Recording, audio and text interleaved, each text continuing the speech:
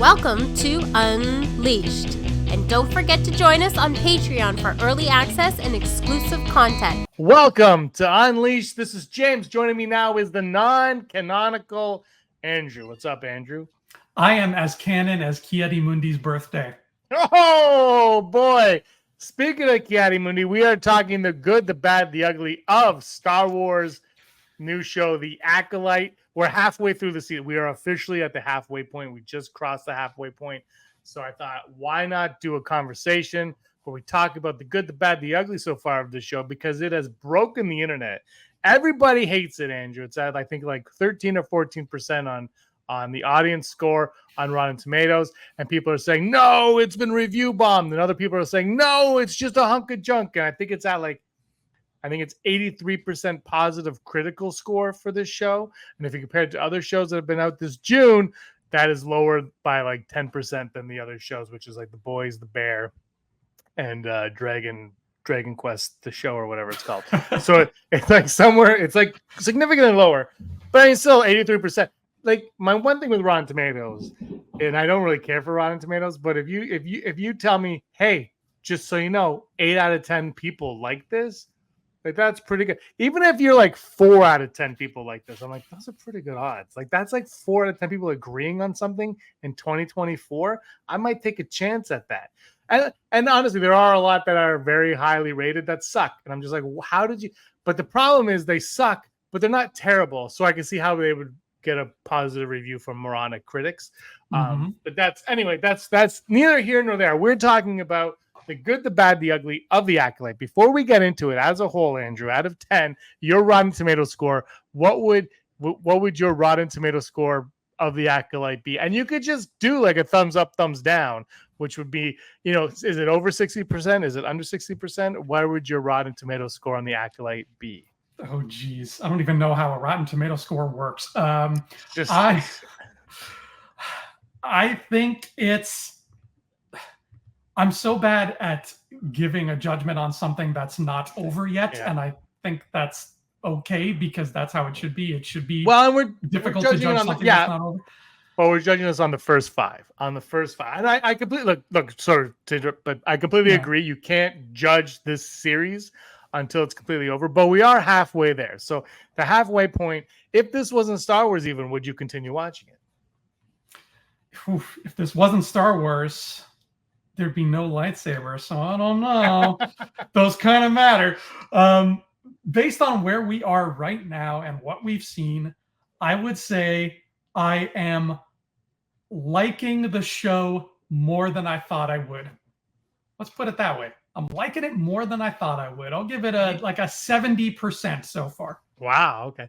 Yeah, you're more positive on the show than a lot of people have spoken to. I've spoken to people who do like it. It's very it's such a weird show. I think for me, I would probably be around the 60% range. It might be fresh. I might drop it if it might be a little rotten, 59% range maybe. We're going to talk about the good, the bad, and the ugly. There are a lot of things I really like about it. There's a lot of things that I don't like about it, and there's some stuff that I'm just like. Well, it's a great Clint Eastwood movie, so I understand why you would have your qualms. That's actually, we're just going to show it now. So roll the tape. We're just showing them. Look, this show, when it was first announced 77 years ago, I was like, this is exciting. Like, this is, to me, the most exciting of all the things they announced. They're like, The Acolyte. I'm like, oh my God, a show because about the dark side, and it's going to be this and that. And so I was very, very excited about it. And then we got the poster. The poster was amazing. We got the casting, whatever. I didn't look, I'm going to be honest with you, Andrew. When I get casting, I don't I'll share it with you and Brock, whatever, and we'll talk. I don't really care, to be honest. I don't really care at all when it comes to casting in Star Wars for a few reasons. One, who cares?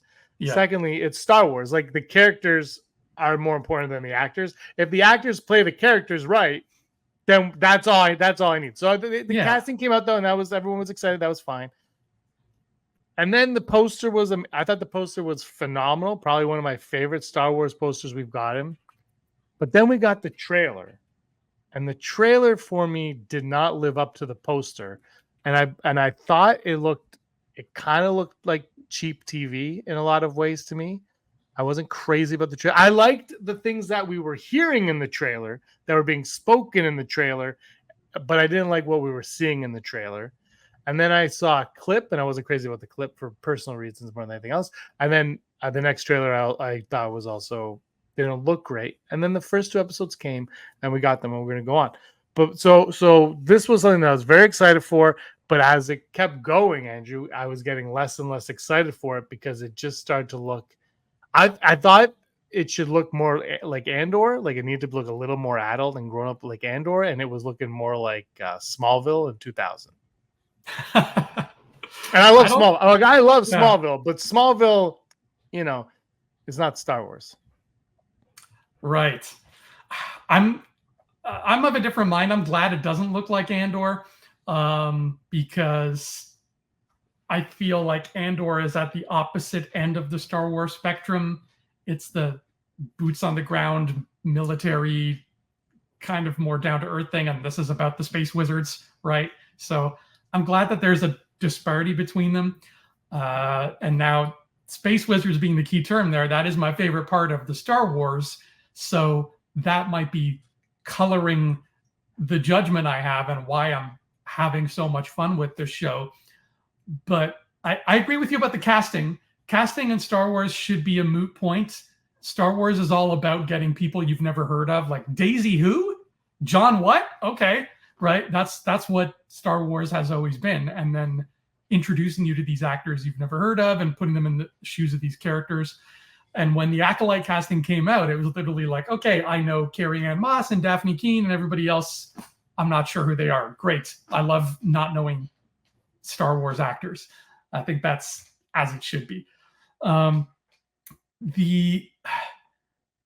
poster was fine. It was memorable. It was a nice poster. It felt like classic. It felt like an old school poster. But when we got into sort of the opening of everything and seeing all the bombardment of negativity, it was really easy to fall into a trap where the show got soured by the fans from either end who were just being too obnoxious, right? So it became, as the other shows were, but this one I felt most of all, it became a struggle of just trying to tune those out and just trying to look at the show through my eyes and nobody else's eyes. I wouldn't even watch YouTube videos on this show. No, I watched one last night. I watched like Christian Harloff because I was like, oh, I haven't seen Christian Harloff in a long time. Let me see what he has to say. And I'm like, everybody's just so freaking cynical and grumpy. And like, even if they like the show, it's like, that Simpsons scene where they go to the Lollapalooza and there's those teenagers and they're like, oh, it's that Homer guy. He's cool. Dude, are you being sarcastic? I don't even know anymore, right? That's how it, even people who are liking the show on YouTube are like, oh, lightsabers, those are fun. And I'm like, what is wrong with humans right now on YouTube?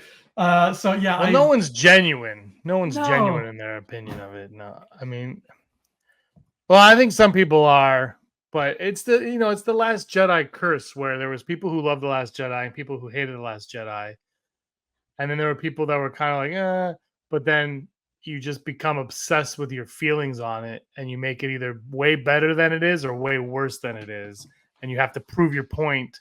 And just like it. You could just like it. You don't have to shove it in my face and like the appreciation post or this is why Lucas is better than Giant. It's like, I don't care. Like, just enjoy the movie or don't enjoy it. Don't be obsessed with it. And speaking of obsessed with it, we're going to go into our good, bad, because I think you like it more than I do, but I do think there's a lot of redeeming qualities about it. I don't think they've broken canon the way people have said. But just to back that up, when the Ki-Adi-Mundi thing happened, I was like, I didn't even realize it. I knew it looked like him, but I was like, oh, they got another alien like that. Okay, whatever. I guess he has 700 wives too. I didn't think much. I didn't really think much of it. I was just like, what? And then somebody said it was him, and I saw a screen grab, and his name was in the credits, and I was like, that's a freaking weird. Like, and I was just like, that's kind of a weird character to bring. Like, why? I didn't understand why. But I just that was it. That's all I thought it was. And then the discourse because of his birthday. He was born 40 years later. Who the hell knows that? And if you do know that, you need to not, and you need to go outside and have a good time, because that is, to me, that is the most useless knowledge I've ever heard anyone have. Outside and have a good time. Yeah. Just like you're not enjoying life if you know Ki-Adi-Mundi's birth date by heart. I'm just like, frick off. Not just knowing it by heart, but if you know it by heart and you're angry that it was changed, and then so that I really did not care, but I did think it was kind of like a weird choice to have Ki-Adi-Mundi in. Like, I was like, that's a weird choice, because I don't like, unless it's Yoda, I don't think I need any other Jedi to appear, because Yoda, I know he says his age in a movie, like, so Yoda I know is around. Whatever, but I was just like, that's a weird choice. But now he knows about the Sith. But they never say the Sith in that scene. They're just like, someone was trained by like a rogue Jedi or something. So something is going on. Anyway, but let's go on to the good, because I think there is some good in it. As I complain about Ki-Adi-Mundi's birthday, that's coming up on the ugly. You believe me. Mm-hmm. We're not going to talk about anything woke, anything SJW, anything political, whatever it's called, political warrior stuff. We're not going to talk about any of that junk, because that stuff, look, it might exist. It probably does to some degree, but that's not the good, the bad, or the ugly of the show. The good, the bad, and the ugly of the show are the elements within the show itself that we appreciated and we didn't. So if somebody said something in an interview, that's not what we're going to talk about here, because that's not the point of this. I will say, though, Andrew, Lucasfilm has a PR problem. Somebody needs to get on board with this, because they should just not do press for Star Wars anymore. Just stop doing press. They should just let R2-D2 do the press. How? So nobody really knows what he's saying, and anybody can interpret it however they want. How great would it be if you went to the theater to watch Minions 4, Despicable Me, whatever it's called, because I know you're going. You got your tickets already. You go into that theater. Okay, let's say we go to see Deadpool and Wolverine, and we sit our butts down in the seat, and we got our hand in Hugh Jackman's mouth for popcorn, and we're eating away, and then all of a sudden on the screen, Daisy Ridley's there, and she's playing Rey, and it goes Star Wars, the next movie, December 10th, 2025 or whatever. And that's all we knew about this movie. 100,000 times more excited than I would be right now. Anyway, good, the bad, the ugly, and the Acolyte. Andrew, give me some good points on this show. All right, good. I would say, so much of it. I find so much of it good that I'm trying to parse out. Good. We could be positive. Somebody needs to be positive, and it has to be you. This is why you're never going to be canon. But go on. I think the idea of focusing a story on the Jedi and Force wielders, that feels like something fans have been praying for a long time. So I'm surprised that this show is getting as much negative flack as it is, because that feels like something that universally, if you asked 1 million fans, would you rather see a show about X-Wing pilots or a show about Jedi fighting Sith or whatever, 999,999 of them would pick the Jedi stuff. So I love that we're finally getting a Disney Plus show that is about that completely. Like, it is it's not like every once in a while we cut to the Republic Army and they're like, hey, we got to go fight some space pirates. No, it's literally just Jedi fighting a dark side guy for 5 episodes. And that to me feels like a Star Wars dream come true. Right? I don't think we've gotten this Jedi heavy since the arena on Geonosis. And you know how much I love the Geonosis arena. So I am getting a Force fix that I haven't gotten since May 2002. And I think that Teenage Andrew is kind of coming back out and saying, yes, we're back with lightsabers, and now there's yellow ones. And eventually we're going to see that purple whip one. I don't know what episode that's coming up in, but that's going to be a thing. So the Jedi of it all is beautiful. I think the idea of turning this into I don't want to say film noir, because it doesn't have a noir tinge to it, but just an old-fashioned murder mystery with this whole kind of samurai revenge tale thrown into it. Star Wars, I think, is at its best when it's integrating genres from movies yore and just giving you that, but with the Force and with, Star Destroyers and crap like that. So taking like an old wuxia revenge film and then adding a murder mystery to that and wrapping it up in a bow tied with yellow and red and green lightsabers. Like, come on. That's everything that I could ask for of a new Star Wars project right there in my hands. And then to top it all off, it's doing another thing that a lot of fans, I think, have been asking for, which is stop focusing on the Skywalkers and whatever and give us new characters to get attached to. And that's exactly what it's done. To the point where the other night, when two of those characters got killed off, we were like, whoa, we're attached to them already. And it's only been 5 weeks. So 4 weeks, because we got 2 episodes in the premiere, I think. So I think they're ticking all the boxes that Star Wars fans have been asking to be ticked, right? Am I crazy? But it feels like that's what this show is doing. You're crazy, but you're not crazy. And I think my answer to that's going to come up in the bad portion of what we're talking about is where we go. Because what I'm going to say what's good is I think, and I haven't enjoyed a lot, like the first few of the last weeks I really did, is the fighting and stuff in it. I like the lightsaber battles that we just had in the last episode. Like, I thought they were a lot of fun. I think they would have been served a lot better if it was shot more the Andor style, if it didn't look like it was on a soundstage from Wizard of Oz at some point. Like, I think if it looked like they were in an environment that existed in a galaxy and wasn't made out of paper mache, I think it would have. But I thought the lightsaber fight was a lot of fun. I thought watching like a red lightsaber go after the green and blue and now the yellow was like, I'm like, yes, finally. Jeez, it's been forever. I know Kylo Ren had it, but he didn't have a red. He had like it was cool. It was cool. But it wasn't like, like I'm like, okay, now we're back to like, this is what it is. And one thing I think it does well is, and I don't think it did well for some of them, but it's doing well for that Sith, not Sith, don't say Sith, Ren, whatever the hell he is character, is they made it, it was too obvious that it was him. Way too obvious that it was him. Like when it happened, like the episode before, like the first few episodes, everybody was like, it's him. And I said, oh, I got to watch it again. And I was like, okay. And then the third episode, or the fourth episode was like, oh, they're really pushing it that it's like, which is why I think if these 2 episodes were combined, it might have been better because we would have been like, okay, they were just telling it was him. And then even Aaron was like, why'd they make it so obvious? I'm like that. But the good for me is the mystery of this character and the purpose of him, and I want to know the why. I want to know his why, and I hope, because that's my problem with the sequels, right? It's been like I don't feel like there was a why, especially for Palpatine coming back. But like I want to know the why on this character, and that to me is now okay. So we had this bumbling idiot, but now we have like the real reveal, which was kind of lame because we knew it was clear who it was going to be, but now it's like, okay, but why? What is your purpose? He's like, I just want a pupil, but why? Like, why? Do you want to bring back the Sith?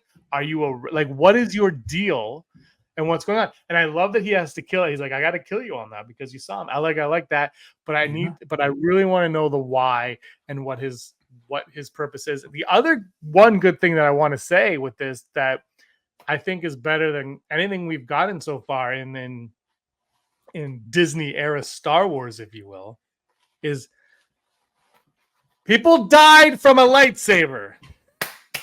Well, maybe we don't know yet. Yeah, true. I should hold my plus. But halfway through, they have died from a lightsaber or a neck crack. People have died. There has been like there have been real stakes now. And the thing is, like watching this, it's like, is like you kind of get the sense like they're going to die, because I feel like even though like Brock doesn't think they need to really care too much that the Sith have been extinct for all those years in the Phantom Menace, I am the other side. I'm like, no, if they mention that there's been no Sith for 1,000 years or whatever it is, you've got to maintain that in your storytelling. Otherwise, it makes no sense. You can have a Sith appear, but there has to be an out for that Sith. Either they cover it up or they all die. Yeah, and I'm really into the all dying, Andrew. I'm like, kill them all. Saul, you're next. Let's go. Like I want all the Jedi to go down. So I was really happy when they all started. At first, I was like, okay, yeah, red shirts are going down. We've no kidding. But then when Jackie went down, I'm like, yes, let's go. And Jackie was, I think, the best part of the show. And then when Yord died, I was like a neck breaking his neck. I did not see that coming. Didn't see it coming. And I'm like, so now the other good thing is now we have a ruthless bad guy who's just an effing. We talked about this like before this when we did our pre-show. We're like, we just want a bad guy to be a bad guy. And that, I mean, I'm sure next week we'll have some sob story about how he was abandoned as a child. But like right now, he's just a bad guy for the sake of being a bad guy. That's what ShiVP had. I want it back. Let's go. I like that aspect of this character. Obviously, we have 3 more episodes to go before we learn that he was an orphan boy and nobody respected him, and Saul didn't want to train him as a Jedi because he didn't think that he was strong enough in the Force. He was too old. You know that's coming. Something like that stupid's coming. But I don't care. Right now, kill all the Jedi and just be bad for the sake of being bad. This episode, this 32-minute episode or whatever it is, had more stakes in it than both of the J.J. Abrams movies combined. It's true. That's actually the probably the biggest weakness of I mean, there's a few, I guess, in Rise, but which I like, but yeah, both of his movies, there's no stakes, right? It's like, and I guess Phantom Force Awakens, it works a little better because we're coming back, so you don't want to just, I mean, and Han Solo's death sucked. Like it was just like it was too predictable, and for me that's not a stake. You know, that was like, yeah, we have to get to this point of it. But yeah, you're right though. This episode had more stakes, and now it's up the ante on the next 3 episodes, because the one thing that I like when you kill off main characters earlier on, like not right away, obviously, like, you know, you get a few episodes, you're like, okay, and you kill them off. Now no one else might, like Saul probably, and he might survive. I don't think he might survive. But now every time we watch an episode, when Saul shows up and Miss Greenie shows up and anyone that shows up that's not in the original, those other 9 movies, whenever someone shows up, Kiadi-Mundi, you're fine. Whenever someone shows up, we might be like, you might be dead now. Like anyone could go now. And that's Kiadi-Mundi is the only safe bet right now. Yeah, seriously. Birthday notwithstanding. The other one's from the books. But I think that's even more hardcore if you kill someone like that from the books. Exactly. Yeah. Or make them the bad guy. I don't trust her anyway. She's I don't trust her. Something off about her. It's her acting. Oh, well, should we jump into the bad, speaking of which? Yeah, let's jump into the bad. I'll go first on the bad. Okay. The acting. I haven't been crazy about a lot of the acting. I do like Sith Dude. I think from the start but he's also Canadian. So, I mean, he gets I didn't know he's Canadian. That's I don't think he was born in Canada, but he's Canadian. So cool, man. I'll claim it. All Sith are Canadian. This is how Ian McDermott. I mean, he's British, but good old Ian McDermott from Sudbury. From Sudbury. David Christensen, and now no name, but his name is the Stranger, I believe. So yeah, the bad for me has been a lot of the acting I haven't been really crazy about. It's been kind of like whatever. But my biggest bad, I don't know if that's an ugly or a bad, but I'll just call it a bad because it doesn't ruin the show, but it doesn't help it. And that for me is the sets and the locations. I know everybody hates the volume nowadays, but I've been finding like when trees are cut in half, I'm like, that's cool, but they're paper mache trees. Like it's just like, and like the witch episode when Saul runs out to save whichever one of the twins, I can't remember their names. When he comes out to save the twin, it looked like Smurf Village from Wonderland when I was a kid. Like it just looked very fake. And so that's something that I don't like that very much. So I'm gonna say the bad is the sets that I know they've been on like real locations, but they kind of haven't been because they've been like, even if you look, they're outside, but it's all green screen, and then you can tell what's a fake rock. When you can tell a fake rock versus a real rock, that's another issue. Because I also found in episode 3 when the witches were like outside of their castle layer thing, like that looked cool. I'm like, that looks good. And then once they went inside, I'm like, okay, we're in Smurf Village again. So, and your shirt is actually proving my point right now. Hey, I'm So my bad has been the sets, and I'll say some of the cinematography. I haven't been crazy about the look of the show. It looks like cable TV, like, or I don't know, cable TV I think is good in the States. It just looks like basic TV, like hour long. This is what I never used to watch, Sci-Fi Channel stuff from the 80s, 90s, from the 90s especially. I'm waiting for Xena to show up. Oh, she's there. She's coming. She's the coming. Acolyte. What are my bads? I think I have two bads that I would say here, and one of them is kind of outside the realm of the show, but it also isn't. You'll see what I mean. But the first one is there's an editing thing the show does that I love, but it did it in this past episode, and I don't think it fits there at all, because the show has been edited really well in a really good Star Wars way. They're using a lot of wipes. Yeah. It feels very prequel-esque that way. So the first couple episodes, I'm like, I'm watching a prequel movie. This is great. I'm having a fun time. But in episode 5, they used wipe transitions during the lightsaber duels, and I'm like, that doesn't work. The wipe is a passage of time, and or a passage of place. And when you cut from Soul and the bad guy being like, we're gonna throw down, brr, brr, and then cut right away to Osha and Yord off in the woods saying we have to go back, you don't use a wipe for that. You just use a hard cut. You got to match the pacing of the editing with the pacing of the story, and those wipes really felt out of place there. I think that was really misguided. It felt like whoever was doing that, it showed like, oh, they don't know what they're doing.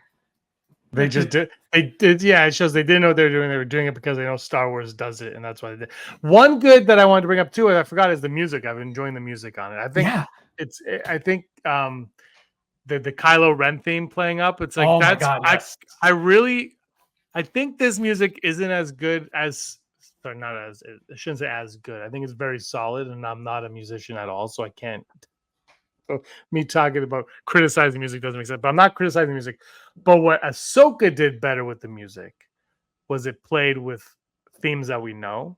Mm-hmm. And I love that they finally brought in a Kylo Ren thing, like bring in what I know. You're there, like this music is there. I'm just like, every once in a while, it's like, you just take the Force theme, take Kylo, like just play with what we know and bring it in, like it's Star Wars. I know Mandalorian gets a pass and Boba Fett by extension because it's the same thing, but let's even Andor, like, let's stop pretending that these aren't Star Wars tales, because they are. And you can have your original music, like do what you want, and they, like, I think some have been way better than others. I'm not going to go into the ones that, like, this show though I thought has been really good, but play into the themes that I know. Like, give me little whiffs of those every once in a while. Let me go into it. Like, I watched the new Planet of the Apes movie, and I'm like, I thought, the music isn't going to win an Oscar, like it's not like that, but I was like, it played all like the little themes and beats that I know from the series, did its own thing. But then when I needed to, I'm like, oh, there's that sound. There's that. Like, it's like, it's like the new Ghostbusters movies. They're like, we're going to play our new music, but every once in a while, you're going to get the old stuff that you know. And it's like, yeah, because like, it's the same story. Like, you're telling the same story. So utilize the music that you have. I love the new stuff, but it's kind of like the sequels where I'm like, I like these new aliens, but you know what else I like? All the aliens I had for the last 6 movies. Let's bring them in. Like, just like incorporate it all. Like, and you own it. Use it. Don't let it just sit on a shelf. As good as this music is, I think it'd be elevated even more if it just played into, which it did with the Kylo Ren theme. And people were ecstatic about that. About it, because that is like, that's, and you don't just throw it in like you're like the wipes, like you said, for the sake of throwing them in. When it makes sense, you put it in. And they did that with this one. I hope they do it more in the next 3 episodes. I don't have much faith that we will get it. But it's like, like, and that's the one thing, like Ahsoka, I don't think Ahsoka is a very strong show in the end, especially when it just was like, it's over.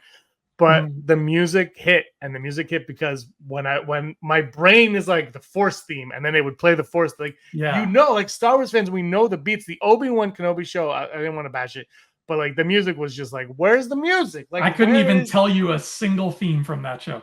And there were parts in them like, this, why isn't this theme playing here? This theme playing, like, it's just mentally, like, I'm like, in my head, it's already playing.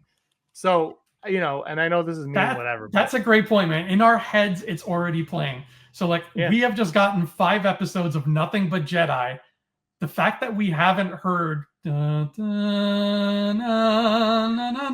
know what? Maybe it ends with that. I hope so. Right? So because we're halfway through, so we can't say it. But maybe but you're right though. It's like where is the Jedi theme? Where is this And I love the new stuff. But when you start incorporating like the Kylo, like the people online going ape bananas over Kylo Ren's theme. Yeah, man, and it's like little subtle nods, and we love that in the Phantom Menace when John Williams reworked the Imperial March to be more of like a kid friendly Anakin theme. It's like just that. It's so much fun, and you know what? For all I know, he's doing it now because I'm tone deaf. But I've been really enjoying the music. Anyway, sorry, I just took away from our. No, that's a great point. The music is a good point. I would have forgotten to bring it up. The only other bad thing I want to bring up is this, and it's. I know you said we're not going to talk about the world outside the show, but this kind of pertains to it, so I'm sorry. When a Star Wars movie comes out, it's in theaters for, let's say, approximately 2 months. Okay, just to be safe, 2 months. And during those 2 months, you will see merchandise everywhere. Acolyte is going to be a thing that people are viewing and talking about for 2 months. 0 merchandise anywhere. There was no Acolyte anything on any shelf I have seen in the past month. But what's going on? So I think there are Black Series, but they look so lame. But then here's a point. Here's a negative. When I believe it was Book of Boba Fett came out, or Mandalorian season, might have been the end of season 1, whatever. And this is before everybody hated everything. There was Kathleen Kennedy. Somebody said something, and they said Kathleen Kennedy said you have to know who the character is based on their silhouette. Mm-hmm. You have to know who they're based on their silhouette. I don't think this show has great silhouette characters. No, that's true. I think like Smilo Ren. I really think he's cool looking, but just I love that. But just like very dark, so it's almost like hard to really gauge. And now the Black Series helmet came out, and it's like copper. Like, what color is his mask supposed to be? I don't understand. Is it copper? Is it black? Is it a mood ring? I don't even know. So I think like he looks cool, but like no one else is really a great. I mean, May has very unique hair, so her silhouette would be great. But I seen, and she's the main character, her and Osha. There's nothing. I have not seen. I think my point is, everybody's just very plain looking in this show. Like. Yeah, like they don't have the striking silhouettes of someone like Rey, for sure. Do they have like kids don't play with toys anymore? I believe now it's like 30 to 40-year-olds are the biggest toy consumers on the planet. Yeah. Are these like, so kids probably aren't going to play with these toys because they're not going to look cool. Jackie might look like a cool toy maybe, and Basil. Those are your cool looking toys. And maybe Miss Greenface also because she's green and has a whip.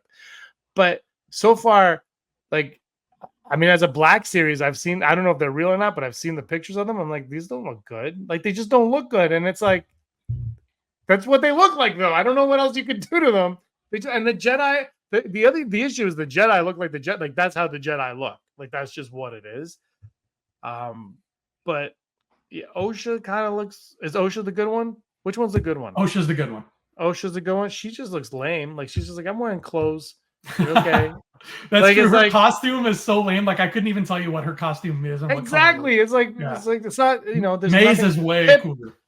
I would love the one thing they could do is a Pip toy would be cool. They got the Lola toys for Obi-Wan. Where's the Pip toy for this? I think Pip is good. I would say Pip is on my good for this show. Also, I'm a big fan of Pip. But yeah, I just think the characters just all look bland. And other than Osha, I don't really know what else you can do. Like Jedi are just gonna look like Jedi. So I don't know. There's no merch though at all for this show. Yeah, there's no coloring books. There's no like picture book. There's nothing. 0. And I think that goes into my ugly point. So I'll leave it at that. Ugly for me. Now that we're on to ugly. Ugly is, and this is gonna. I know it's gonna be harsh. So you'll probably disagree with this one, but my first ugly I'm gonna point out is the twins, and here's why. I think they're very beautiful ladies, but okay. They're the same person. Here's my problem with the twins, though, is I don't really care about the twins at all. Like every They're other smart. character, like this is my problem with is like we're supposed to care about. They are our leads. We're supposed to be following them and rooting for them and rooting against them or whatever. And I'm at a point 5 episodes in where I'm like, if they weren't in this show, I feel like I would like the show better. Like I don't even know what the hell. I'm sure in the last 3 episodes we'll find what the point of it is. But right now I'm like Jecki, Yord, Saul, No Name Jedi who died, Yord's Padawan who's back, doesn't even know her master's dead. Like these are characters that I seem to care more about than the twins, and they haven't done a good job, in my opinion, of the mysteries surrounding why they got separated, why one of them was thought dead for 16 years. I just haven't that 3rd episode to me was just like I just did not. I was like, what is like we are in Smurf Village, weird dances. I don't care. You can see it fine. Why? Like we haven't got enough information for me to care about them, and they're just like you are because they're the leads. And I'm like the first episode when she had the fight with Trinity, and I was like, that was fine. It's kind of whatever. But then and then it cuts and she wakes up. I'm like, is this the same person? Oh, it's a twin. And then like the twin explanation was lame. Also, we've never gone back to that dream sequence either. It's just like we need to explain that they're twins right away. Why? We could have played that out. So it's just I just feel like everything with the twins has just fallen really flat. I'm hoping that changes in the last 3 episodes. But I just if this is the heartbeat of your show, the show's dead because everybody else I'm enjoying a lot more than these. I just like their storyline does not. I'm not invested in their storyline almost at all. I'm more invested in like how evil is Saul, and is Saul going to be a big bad guy? Like I'm more interested in that than anything with the twins. So that's my first ugly. I think I can almost, because I don't work on this show, James, but I can almost promise that by the end of this season, you'll be satisfied with the twins. See, I don't think that. I think you will. It's just because remember, this show is building a lot of mystery. That's its thing. It is a mystery genre show, but it's not building it well. Well, we have been so wrapped, and I agree with you, and that goes into my ugly, but we have been so wrapped up in the stranger of it all and who's behind that mask that we haven't been paying attention to Osha because the stranger of it all is just a cooler thing that we're focused on. But now that that's over, I mean, they're going to Rashomon the hell out of that flashback. Like I would put money on it. I would put, but like, is the money going to be like Osha is going to be Osha's going to be the acolyte? Is that what the money's on? No, just the money on that they will show us that flashback again and dive into things we didn't get to see the first time around. Like there is so much that went down that night. Why not start the show with this crap? Like start the show with this and get me invested from the get-go on it, and don't do your J.J. Abrams mystery box thing. Like just show me off the bat, because this mystery is it's not intriguing to me. I'm just like if you started off and you're like, this is what happened, or this is what happened, and then we see the character, maybe I'd be a little bit more invested. See, I disagree, but I think they're trying to get their mystery, or rather, the revelation of their mystery, the solution to the mystery. They're pacing that out, and they're going to give it to you at the right time to make it the big reveal at the end. Any murder mystery, they don't show you the killer right away and then make you watch for 2 hours to watch. But what's the mystery? We don't know yet. We'll figure that out. We're 5 episodes in. We're 5 episodes in, and I don't know what the mystery is right now. But that goes into my ugly, and it's the same thing I've been saying on Rebel Scum podcast for probably the past year. So say hello to this dead horse, because I'm going to keep beating it. All of these things should have been movies. Yes. Disney 100%. Plus miniseries, at least the Marvel and Star Wars ones, are absolutely not paced properly in any stretch of the imagination from a storytelling standpoint. They are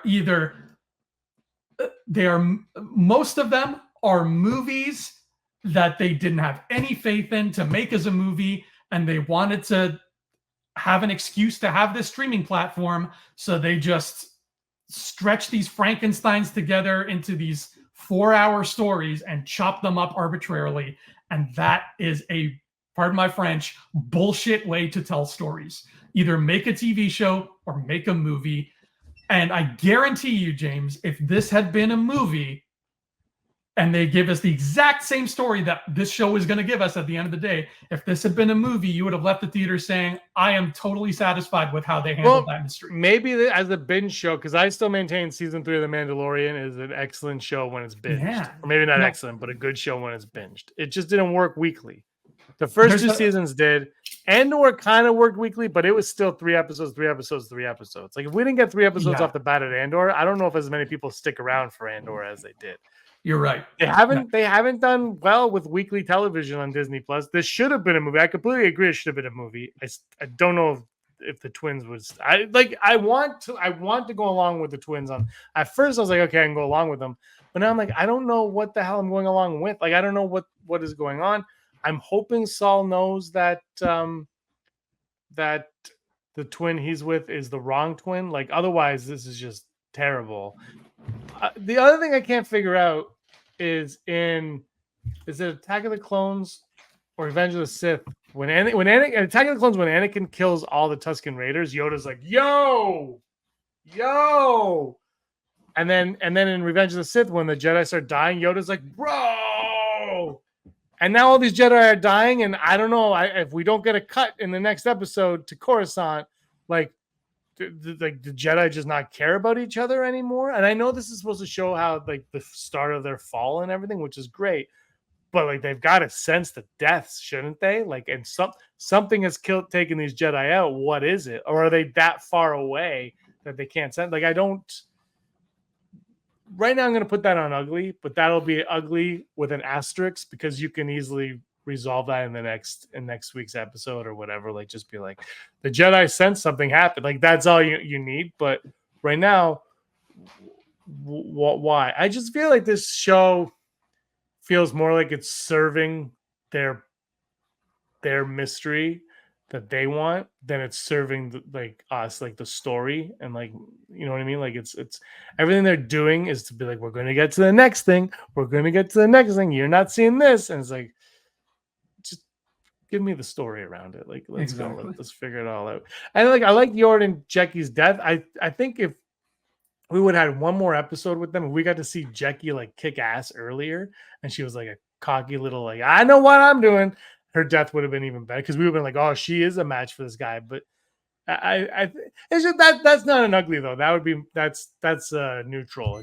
Just that's something that could have. But you have 8 episodes. Like, why is it only 8 episodes? Like, why 8 episodes at 27 minutes a pop? And you know, I hate long. I'm good with 27 minutes. This week ended, and I was like, I'm done. I'm good. I don't need to watch TV for another week. We're good. Last week, though, and I actually, episode 4 was my favorite episode up until that point. And it was slow, and they just talked, which is what I prefer from everything. So I was like, this is perfect. But we talked about this. Then it ended with the fight scene. And this I'm going to put in the ugly one. And it was so disingenuous when you end it. Because and like I said, like I love when nothing happens, but when nothing happens and then you end it with something happening, either that's got to conclude or you start it before something starts to happen. Like you don't, you have him drop down. What is that to be continued? Like you got to do a little, even that would be cheap because the episode's so short. And then like if you would have had Kelnaka fighting earlier in that episode, which people wanted, I really don't care one way or another if he fights. But if you have him fighting earlier in that episode, then that ending doesn't feel as disingenuous because we got an action sequence already. And we're like, okay, well, we got that. Next week, we're going to get the big one, right? Like we got the little one. Next week's the big, but we didn't get that. We just got, he was already here and he killed him. And so it just felt like you're just ending it now because you feel like it felt like the Ralph Boner joke where it was like, I feel like you think this is a great cliffhanger, But really, it just feels like, you needed to make a half-hour episode and you want to get to next week. Like, that's what it felt like. It didn't feel right to me. And that's happened a few times with the show where it's like, why did it end okay, whatever.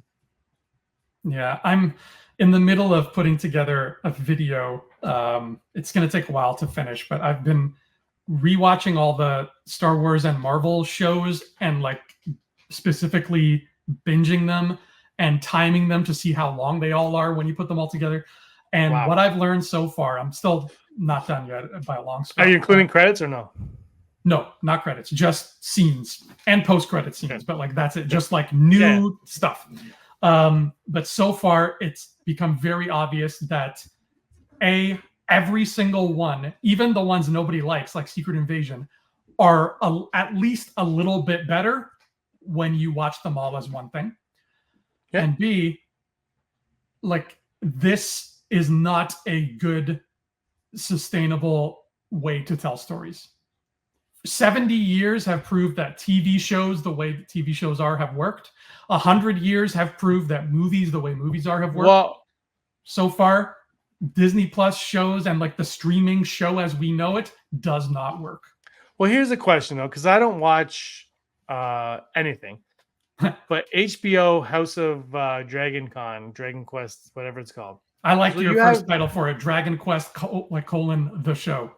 Yeah, Dragon Quest the show. Dragon Quest the show. But okay, so Game of Thrones. I watched the first season of Game of Thrones when it came out. I never watched it since, so I can't remember anything about it other than the kid got pushed off of like the tower, I believe, at some point, and then Sean Bean's character was stupid. I'm like, well, of course it's stupid. But I think you should watch one of those shows also and compare, because people don't complain about Dragon Quest the show and it being weekly. And I know it's longer, and I don't think longer is the answer, because I would still argue Mandalorian season 1 and 2. They were short episodes, but people weren't complaining about them. Like, you felt pretty satisfied. Like, you felt satisfied after those episodes. Like, they were what they were. But I want to know, like, how does that show or those shows operate differently from these streaming shows, where you feel like when the episode is over, you're like, that was a complete episode. I'm good until next week. Even I remember as a kid when you would watch Adam West Batman, to be continued, same bad time, same bad channel. It still didn't feel like you got ripped off when you were watching. I mean, I was a kid, so maybe, but you didn't feel ripped off. You felt like, okay, that was that. Now next week, or usually for me it was tomorrow, because I watched it 20 years later. But like, you know what I mean? Like, but like the next time you watch it, you're like, now I get to watch the conclusion of it. And that felt like an episode. Like, they felt like two halves, but two like full complete. Like when you have birthday cake and you have a piece of cake today and a piece of cake tomorrow, it's part of the same cake. They're equally delicious. I like that. Yeah, 2 pieces of cake. It has to do with the writing of the show. When you watch a show like Dragon Quest the show, or Batman, or Lost, or The Wire, or whatever, what they are doing, yes, they're giving you a long episode. That helps. But they are telling you a story that has a beginning, a middle, and an end. So you are emotionally satisfied. Even if you don't realize it's happening to you, you go through an emotional journey from the beginning of the episode to the end, and you're satisfied. And then it's still, because this is how good those shows could get, it could still end on a cliffhanger and tell a complete story. That is important. That satisfies you and keeps you wanting more. And I promise you, when you finish reading We Were Wizards, I got you covered. Exact same thing. It's going to tell you a complete story. I don't know. It's too short. Every Game of Thrones episode took you for a ride and finished the ride. It took you all the way around the roller coaster, and you were like, woo! And you got back into the little covered hut where you had to put your backpack, and you're like, we made it. But then it still left you wanting more. It still left you on another little hill to be like, oh, there's more of the ride coming up. Whereas these shows feel like they're taking you on a bunch of small hills, and then the big hill is always out of reach by the time the credits roll. And you're like, I didn't feel like I went around the roller coaster. But how do they do all of that with the main story thread? because that's where the issue is with these streaming shows that we're talking about. Acolyte, I would say, especially right now, is okay, weekly show, but there's a big story and all, and it's almost like they don't know how to do what you're saying, the 3-act structure weekly, and combine that with an overall story. Well, I'm not going to go as far as to say that I think the writers of The Acolyte don't know what they're doing, because A, I haven't seen it all yet, and B, that's a mean thing to say about these writers. I legitimately just think when it comes to all these shows, Marvel and Star Wars, somebody, because these are all top tier writers, right? Like somebody up top must be giving the order to say, write a really long movie and then we'll take care of chopping it up, because there's no way this many professional writers can't put together a satisfying episode by episode thing. There's no way. I refuse to believe that, because that scares me.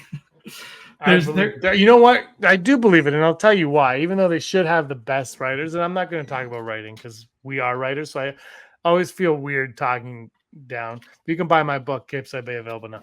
But what I wanted to say though is and I bring this up a lot. When Erin was pregnant, she watched these shows, and there would be like 5, 6 seasons of these shows. And they had been off the air for 3, 4, 5 years. What shows? Like specifically name one. No, I'm not going to. But, no, I'll tell you after. But like, so she would watch shows. And I'm like, what the hell is this? She goes, it's a show. It's 5 seasons. I'm like, how is it? I've never heard of this thing. She's like, yeah, I know. It's been off the air for like 10 years, but it's on Netflix. And I think the problem with the writing on a lot of shows nowadays, Andrew, is there's just too many shows. It's like if you look at your favorite sport, how sports have been diluted because there's so many teams. So players that wouldn't normally make the major leagues are starting to make major leagues now, and things, people who shouldn't be running teams, like things are happening like that. I think that's happening with a lot of writing on a lot of shows. Is there's just so many of them out there, and some are way better than others, and some might only be good at writing Succession and maybe nothing else, or somebody might only be good at writing Gladiator and nothing else. You don't know, but I just think like it's diluted. There's just so many shows out there that all need writers, and everybody wants to hire the best writer. So maybe that's an issue with these streaming, is like maybe they're getting the best they can, but the best isn't what they need. Maybe. I just hope it doesn't I hope it doesn't set a precedent, because that's a really bad precedent to set. Like, I hope this doesn't become the trend for writers, like to, aspiring up and coming writers to look up to, because this is not how to tell the story properly. Even if this script turns out, like for The Acolyte, even if it turns out to be an amazing story, great. You told an amazing story, but you didn't tell it the proper way. At least with The Mandalorian, like it or not, it's Favreau wrote, I think, all of those scripts in the first season. Mm-hmm. I believe he wrote all of them or most of them. So at least like that's another, like maybe just get one person to write all these, like just be like, hey, you can have a writing room, but just write it. I don't know what. But I think Leslie wrote all of this, right? Or at least she oversees. No, last episode she didn't write the last episode. Oh, I noticed that. I looked at the credits because Brock's always like, look at the credits. So I looked, and yeah, I believe she did not write the last 2, maybe just this one. Mm. So but I mean, it's TV, so she obviously had a lot of it's not movies. She had a lot of input on it, and probably was like, this is what you're writing this week, and signed off on everything. So effectively, she had a big hand in it. So it probably doesn't make a difference. But I don't know. There's just there's 3 episodes. We're halfway there. 3 episodes. Halfway. I'm underwhelmed at this point with the show. I was hoping for more. What you were saying earlier about the Jedi, what I said, I had to counter to you, but like the Jedi stuff is all cool. I just don't feel the execution is there right now. I just don't feel like, I feel like everything you're saying is right. Like, yeah, the Jedi are here, we're doing all this, but it's not executed in a way that is satisfying a lot of the viewers. And I think this week's episode, it kind of was. And we were like, okay, this is what we've been looking for. But the first few was like, nah. And honestly, that which episode, I don't know why we had to spend a whole, like, I kind of like how they were explaining like they view the Force differently, which I think we're going to get more in the Dark Side guy. But like, it's just you spent a whole episode on it. I just didn't feel like it needed a whole episode. I was ready to move on very early on that one. Very early. I was like, we could keep going, but we're going to get more because obviously the one Jedi took poison willingly. He's like, oh, I've been waiting for you. Let me kill myself now. It's like, what? Why? Don't be surprised if the next episode is all flashback again. No, I was half expecting this week's to be flashback because I'm like, thank God that didn't happen. I know. If that was so this episode though, I could argue could have worked as a flashback if this was all released at once. Yes. If it was all released at once, you do the little tease, then you do the backstory, and then you go back to the battle. Like, I'm not saying that I'd prefer that at all. I'm just saying that it's the only way it could work because I always bring it back to that episode of Stranger Things in season 2 when we meet Eleven's like sister or whatever, and everybody hates that episode. Mm-hmm. And I'm like, yeah. But when you watch it back to back with the next episode, it's not that bad. It's when you separate. It's when you separate it and you spend time in between that you're like, why? So, and again, binging. The binge style, the Netflix style binge series is a different animal than the weekly series, and they have not cracked that code that Game of Thrones Dragon Quest HD has. Yeah, I'm not underwhelmed. I am positively you're not. But I like withholding judgment, either good or bad judgment, until the whole thing's over, because that just makes the most sense to me. We'll do a roundtable at the end. Yeah, I think I would say right now I am 75% sure that when we get to the end of it all, whatever this end product of the Acolyte is, I am 75% sure that if that end product had been a 2.5 hour / 3 hour long movie in cinemas instead, based on just what I've seen so far, I think people would be saying it's the best Star Wars movie since Return of the Jedi. Yeah, you might be right. I don't know if they go that far. Star Wars fans don't like Star Wars. But I think my problem, though, at this point is I do think we're going to learn more about the twins. They're going to be more intriguing. But we're 5 episodes of an 8-episode series in, and I'm not interested in them. And you know, if I was just a casual fan, just somebody on Disney Plus who's watching it because it's there, would I continue watching it? Right. That is a dangerous game because you can, you know, you're telling me it's going to happen, but nobody else has told me it's going to, like, you know, the creators haven't told me it's going to happen. And so if I'm not invested in them right now, why am I going to stick around to find out? And if it is that great, I don't know, maybe find a better way to entice me on them. That's my problem. It's just like, I'm supposed to be invested in them, and I'm just like, I like Pip. You know, I think there was promise with the. You know what? No, the problem too is, before we wrap this up, is also which one's the good one? Osha or May? Yeah, Osha's good. Osha's good. The problem with Osha is right away she's like, I'm not a Jedi. I don't want to be anything to do with the Jedi. And then the flashback, she's like, I just want to be a Jedi. I know we're going to see that something happens. I get it. But she also doesn't know what happened in the thing. So I'm just like, I don't know. Just why even make her a Jedi? Or I don't know. We'll see when we get to the end, but halfway through, this is just halfway through. I'm at this point where I'm like, I don't understand the twins. I feel like your story is more compelling without them in it at this point. Because then also we don't get episode 3. And I think I'd be better off with a 4 episode. Episode 3, if they shot it on location somewhere and it didn't look like Smurf Village, I might have been more invested in it. But that one was just like, gosh, man. I don't know. I'm curious though, because you were all in on Plagueis in that episode. Yeah. Do you think that one witch, the Muppet looking witch, do you think she might be Plagueis? She looks like small lady? No, the one that looked like a moon? Is it what's Plagueis's species? A moon? He's a moon, yeah. A moon? Like, remember that there was that one like old witch at the end. She's like, "Oh, I'm an old witch. I'm walking down the steps." Oh. I don't remember her. Again, how could you not remember? That's a product of this thing being paced out over a month, which these types of stories should not be.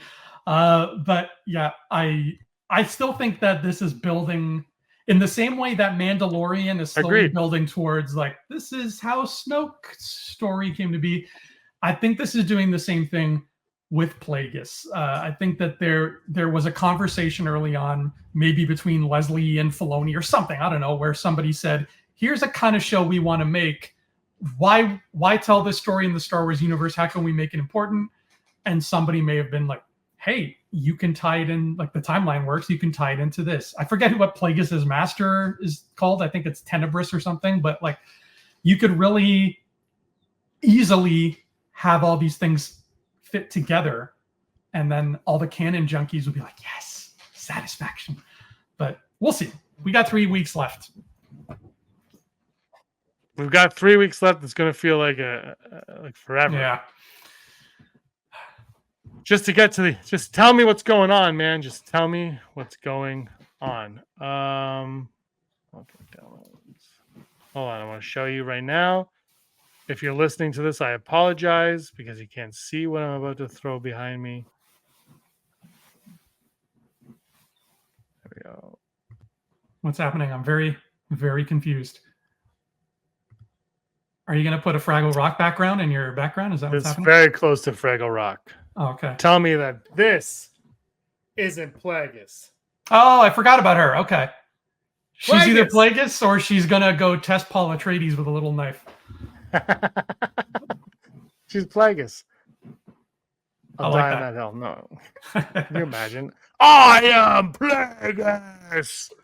All right, everybody. That's it. Let us know you're good, the bad, the uglies of the Acolyte in the comment below. We went way over time today. Andrew, anything else you want to say? No, I'm good. I'm waiting for the next 3 episodes so I can actually watch this all together as a movie as it should have been in the first place. 100%. We'll come back. We'll do another one of these full discussion at the end of the series to see if anything that we complained about today or loved today, if we change our mind on any of those. Because maybe the stuff that it was good ends up being bad in the end, and maybe the stuff that's bad ends up being good. What a twist that would be. Hey-o. That is your twist. I'm James. He's Andrew. He's got a couple of books. Yes, I do. I have We Were Wizards, which you can get on Amazon right now. They're fantasy books, so they have magic and witches and sword fights and arrows and boomerangs and other things of that ilk in them. You can get them on Amazon right now in 3 different formats. The purple one's first, the gray one is second. We Were Wizards. Thank you, everybody, for watching. Go buy your We Were Wizards book. Give us a like and subscribe. And until next time, may the force of others be with you. Always.